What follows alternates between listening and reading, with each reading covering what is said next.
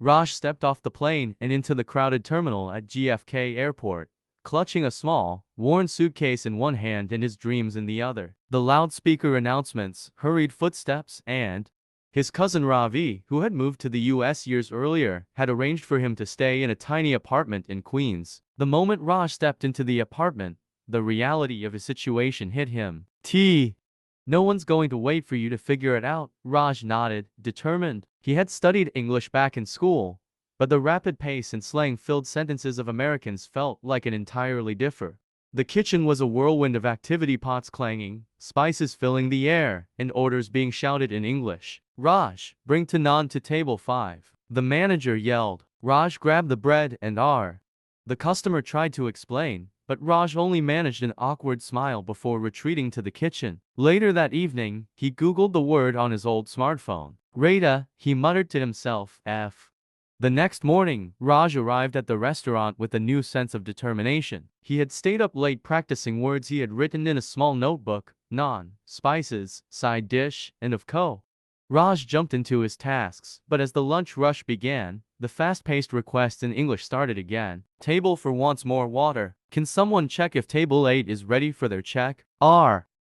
You are welcome, Raj said, his accent thick but his voice clear. The customer nodded approvingly, and Raj felt a small burst of pride. Midway through the shift, a new challenge appeared. A woman. The entire kitchen froze. Mr. Patel straightened his tie, visibly nervous. Of course, Miss Davis. Please, have a seat. Raj, bring her a glass of water, and let's make sure she has the best experience. 2 weeks, well, let's hope your food speaks better English than you do, she said, returning her attention to the menu. Raj felt a sting of embarrassment but pushed it aside. He couldn't let one see. She paused, her expression unreadable. It's good, she finally said, but not great. Raj's shoulders sagged. He returned to the kitchen, where Mr. Patel looked deflated. Not great, he muttered. Tomorrow, he whispered to himself, clutching his notebook tightly. Everything will change. The next day, Raj arrived at the restaurant early, his mind buzzing with ideas. He spent hours experimenting.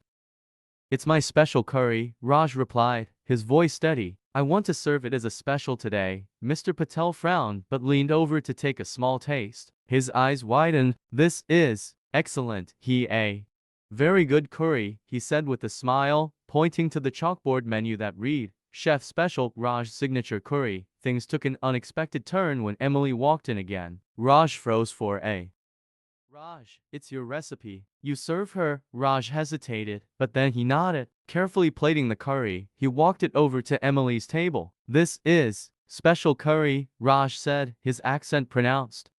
Thank you, he said, a genuine smile spreading across his face. As Emily finished her meal, she approached Mr. Patel at the counter. This has potential. I'd love to interview your chef, Raj, is it?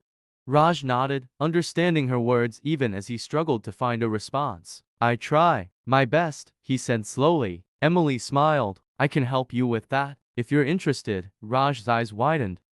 As she left the restaurant, Raj turned to Mr. Patel, who clapped him on the back. You've got something special, Raj. Don't let it go to waste. Raj knew this was just the beginning. He would improv.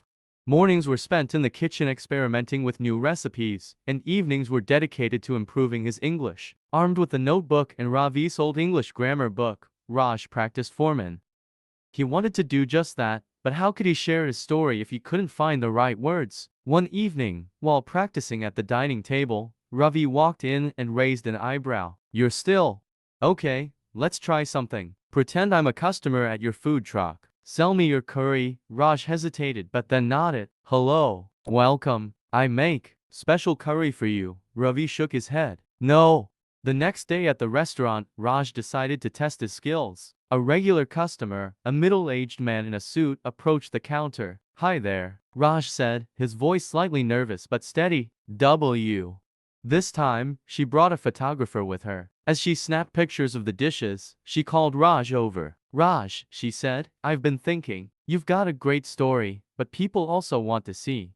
She teach me to cook, Raj explained. She say, food is love. Emily smiled. That's perfect. We'll use that. A week later, Emily's article was published in the New York Taste Gazette. It featured Raj found himself at the center of attention, answering questions and even posing for photos with fans. For the first time, Raj felt truly at home in New York. His English was far from perfect, but he looks like your story really struck a chord with people, she said, raising her glass. Raj nodded, a genuine smile on his face. Thank you. I could not do this without you, Emily smiled back. I juice.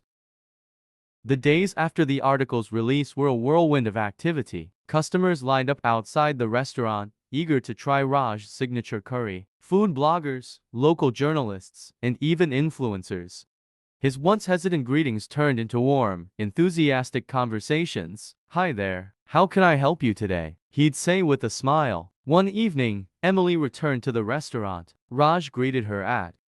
Emily looked around the busy restaurant. You've built something incredible here, Raj. People aren't just coming for the food. They're coming for you. They feel connected to your story, your passion. That's a fantastic idea. And you know what? I'd like to help you. You've got the food, the story, and the drive. Let's make it happen. Their partnership deepened as they worked on Raj's new venture. On the opening night of Raj's Curry House, the restaurant was packed with customers, friends, and family. Ravi stood proudly by the door, greeting guests, while Mr. Patel and the staff from the old Ray. You believed in me when I wasn't sure I could do it myself, Emily smiled. I didn't just believe in you, Raj. I believe in us. Raj blinked, caught off guard. Then, with a laugh, he said, you always. But it's true, Raj insisted, grinning. As the two shared a quiet moment amid the bustling restaurant, Raj realized how far he'd come. From a nervous newcomer with broken English to a proud owner. Oh, thank you so much for choosing us to learn English. It's an honor to have you as part of our family. Subscribe to the channel and turn on notifications to receive your next story and learn even more. B.